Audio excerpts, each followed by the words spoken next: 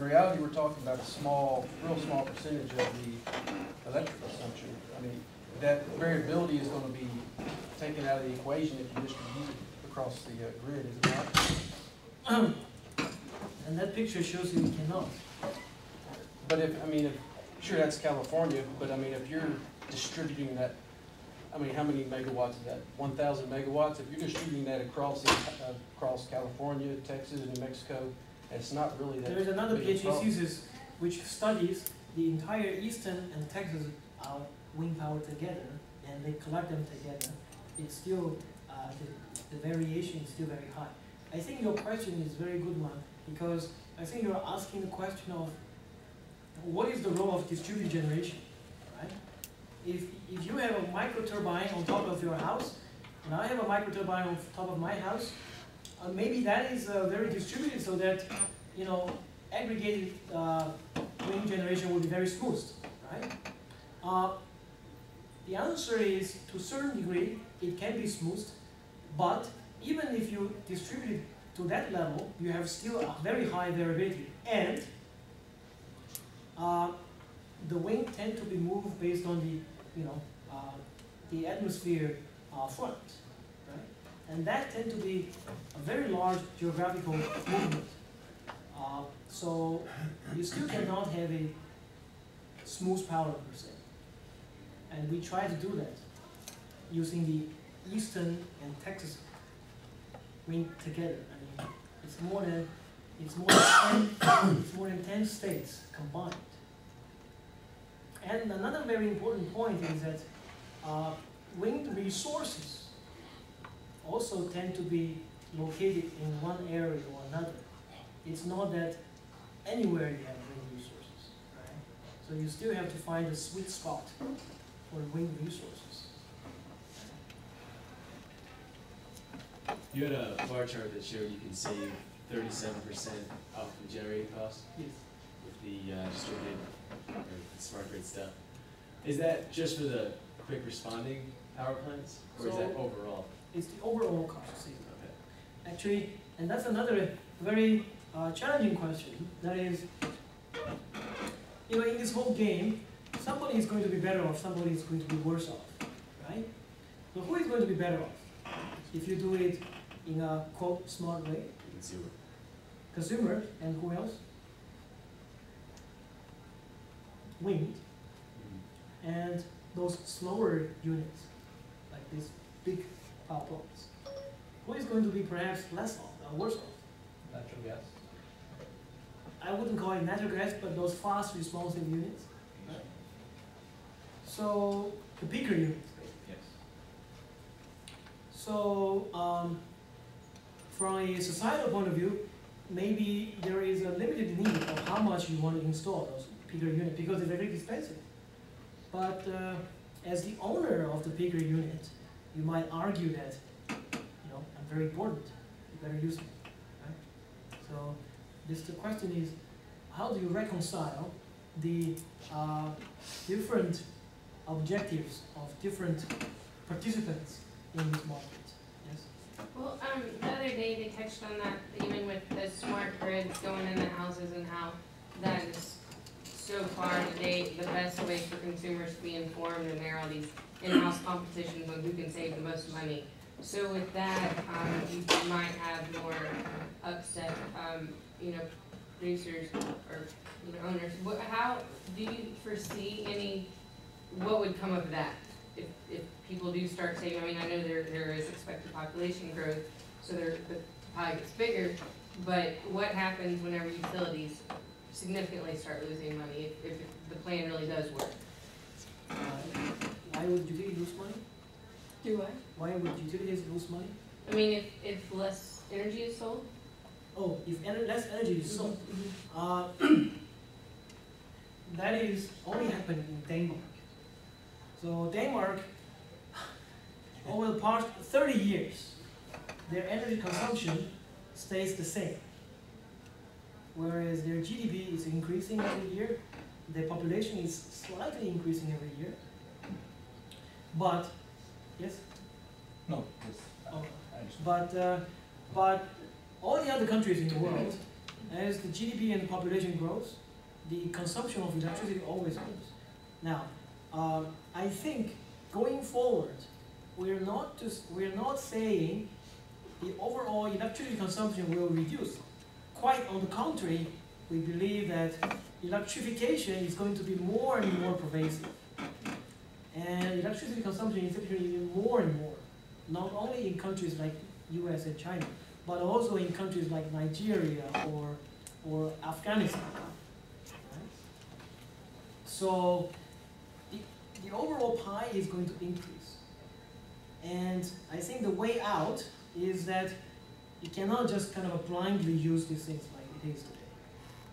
You may want to reshuffle a little bit so that with the increasing demand, you still are not increasing your cost as much, or even reduce your per unit cost. I'm not talking about overall cost, per unit cost. Yes? You kind of opened the door earlier for a question I've had for a really long time, which is the issue of distributed generation.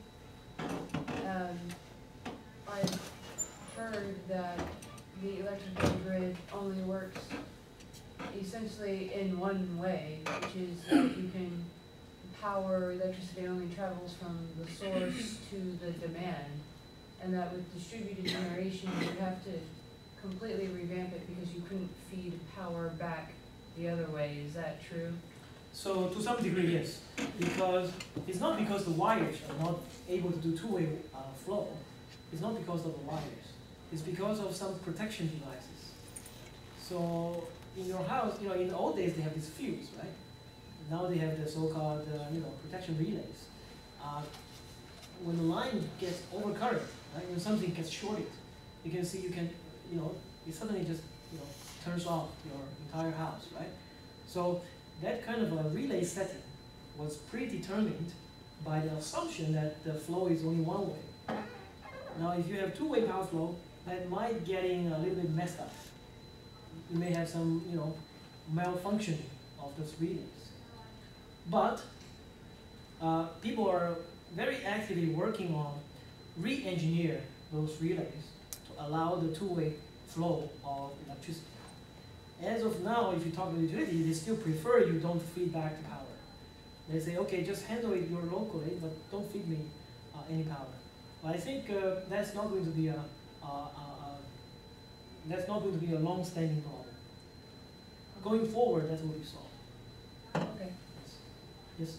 I just wanted to mention again something I mentioned in your class. The discussion's been all of this smartness goes to the operator, and maybe we can look and see what the rate is that we're paying. But as I mentioned then, in Baltimore, they have active consumer load shedding. The Baltimore Gas and Electric Company has installed smart meters there, and then they wire the air conditioners. And you have an option of taking 0 or 25 or 50% or 100% load shedding, which means they'll go to each region and you'll have a region, a 1 hour blackout, mini blackout in various areas. But if you opt out of it and you pay the higher rate, they don't do anything. But at my house, if I accept 100% load shedding, that means for a whole hour I can lose my air conditioning, which to me, my house is pretty well insulated and I probably wouldn't even notice that. And it's significant shedding. Yes. And, Yes. so most of the people there are opting for some level of Yes, definitely. load shedding Precisely. controlled by the power company. Yes, and that's exactly what we are suggesting here. That is on this side. Oh, You okay. have to allow Okay. this flexibility. Oh, okay. Like And we have even some better ideas now, which I can share with you maybe a month later. Okay. Okay, let's take one more question. I know some people might have to catch buses and stuff, Yeah, and yeah, then yeah. if you'll have more after that. But is there one more, maybe, Dr. Shin? Yeah, you touched on this earlier with the grid losing about 30 to 40%, which we all know the current grid is awful. And adding the IT to it doesn't really help that problem. Yes, We also know that the two windiest parts of the country are West Texas and Montana, right. which are some of the lowest Nobody population densities. So what are the potentials for actually improving the physical grid itself Yes. and improving the transmissions? Yes. So the basic dilemma here is that it takes about a couple of years. Actually, Vestas today was bragging about it takes 100 days to build a wind farm. But it takes about, you know, a decade or even longer to build the bulk transmission lines, simply because the structure of this problem. You have to go through every single small piece of landowners, try to convince everybody, and try to go across every single public utility commission in every state, and then you come up with a consensus plan. And so, going forward, I think the transmission expansion is going to be there, but it's going to be much slower than the generation expansion. And that actually opens the door for many innovative solutions on better use of the existing transmission.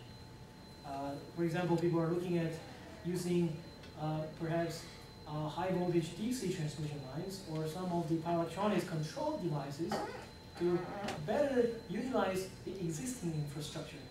Because the fact is that you just cannot get another major infrastructure in another 10 years. Right? So I think it's going to be more and more of an issue because exactly, the load population, the population center is not co-located with the resource.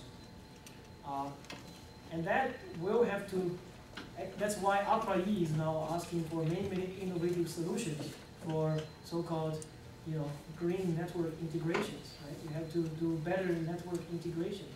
On that side, I think the networks can be a very active participant into the grid smartness. Okay? If you have any questions, feel free to ask me.